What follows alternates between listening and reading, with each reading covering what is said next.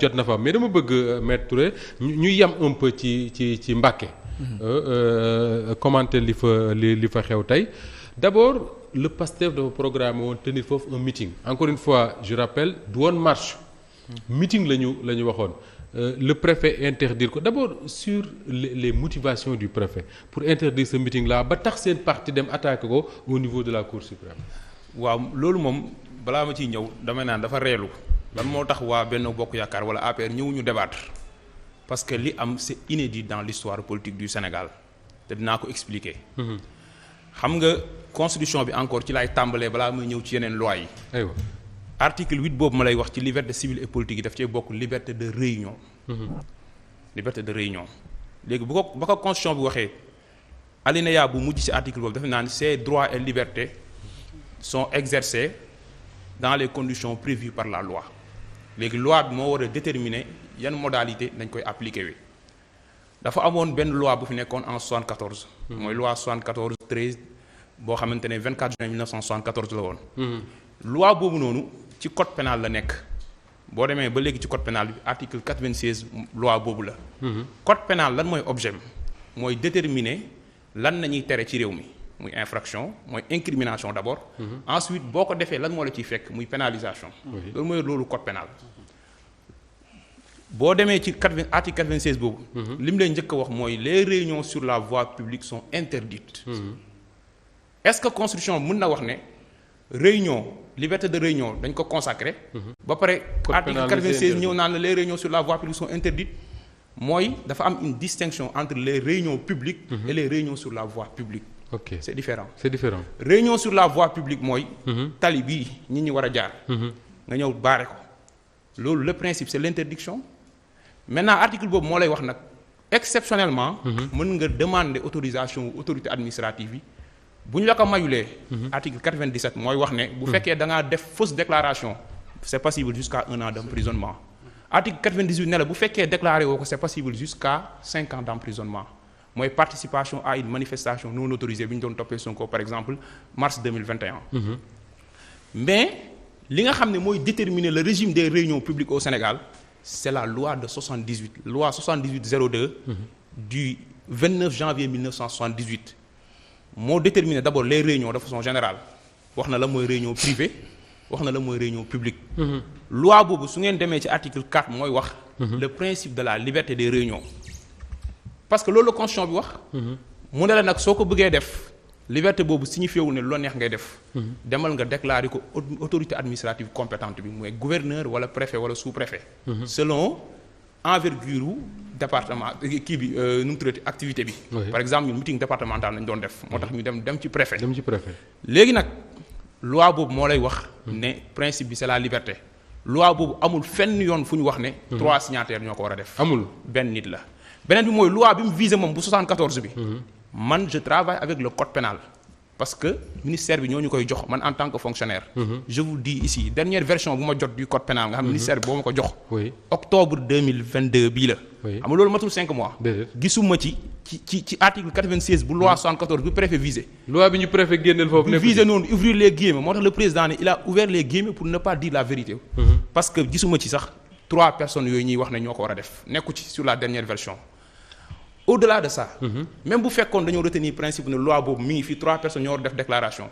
nee naa la loi bu 78 mooy déterminer la réunion sur la voie publique réunion publique. donc loolu mooy beneen bi mooy dafa am ci droit lu ñuy wax la dérogation du spécial au général. c'est-à-dire code pénal objet mooy déterminer ay infraction tere ko c'est une loi à caractère général alors que. lépp lu jëm ci réunion yi dafa am loi boo xam ne spécialement loolu moo ko tax a jug. mais soo demee bay tere manifestation wala nga koy autoriser wala réunion da nga koy baser ci loi boobu noonu. je donne un exemple. est-ce que xam ngeen ne code pénal bu Sénégal depuis 1965 article 34 dafa citer 7 droits yoo xamante ne bu ñu la condamné. nga def yenn infraction yi justice mun na prononcer wala la déchéance de ces droits. droit d'être un expert. droit d'être un témoin droit d'éligibilité droit de vote par exemple. pourtant dem nañ ba 2017 article 29 article 30 L29 ak L30 bu code électoral. Macky Sall dugal ci déchéance d'office des droits sans pour autant justice prononcé ko. loolu moo waral Karim Wade justice prononcé wul woon la déchéance de ses droits civiques. Khalifa Sall kenn terewu ko woon mais malgré tout dafa appliqué wu xam nga lu tax. parce que conseil constitutionnel dafa retenir ne. code électoral c'est une loi spéciale qui déroge du code pénal parce que les modalités de participation aux élections notamment à l'élection présidentielle sont définies par une loi spéciale qui est le code électoral.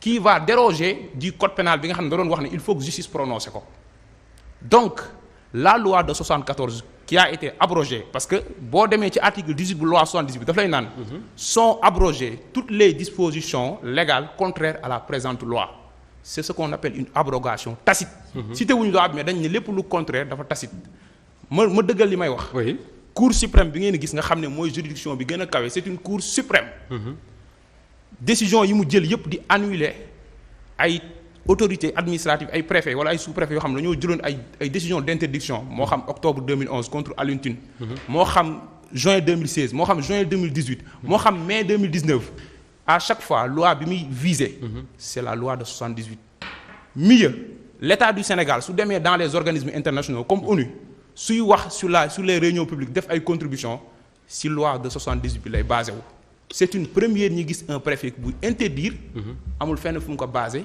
loolu c'est une loi de 74 loo xam ne ci réunion sur la voie publique lay wax terrain c'est pas une voie publique non du tout terrain basket c'est pas une voie publique nu mu tuddati jardin c'est pas une voie publique donc li amul benn base légale def lu la neex la def maa tay la. oui donc c'est une affaire politique boo xamante ne la riposte doit être politique. léegi pourquoi bi la riposte doit être politique mais bala ñu avancer pourquoi bi ngeen ko attaqué au niveau de la Cour suprême joxuñu leen dëgg kon su ma déggee raisonnement bi nga def yëpp. d'abord man gisaguma substance décision Cour suprême bi. mais li ma ci xam mooy c'est pas une décision sur le fond. sur le bien fondé. non de la requête en suspension mais. sur vous la avez forme raison. sur la forme. oui mais loolu amul solo xam li am solo. mooy li autorité bi jël fan la ko basé parce que loolu mooy la base. bi nga xam ne moo tax tey ñi mujj dem Cour suprême.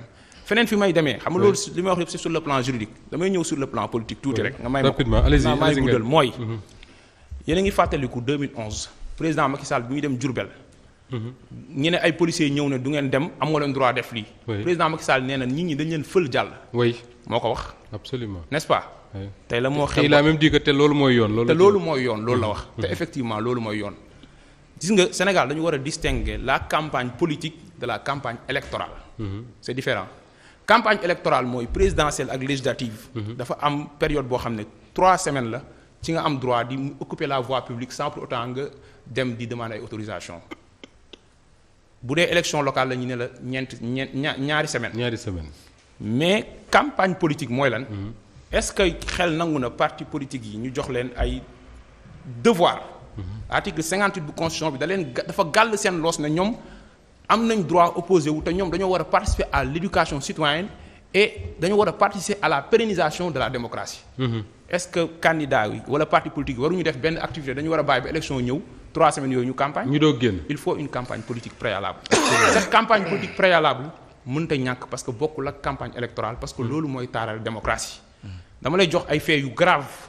waxuma ay waxu meeting bu ñu teree de. est-ce que xam ngeen ni ñun fii à Pastef Grand Yoff dont je suis le secrétaire général. 7 janvier bi weesu panel nañ bëggoon def panel de formation rond-point HLM Grand Yoff bu yaatu boobu. nga xam ne 31 décembre amoon na fa concert.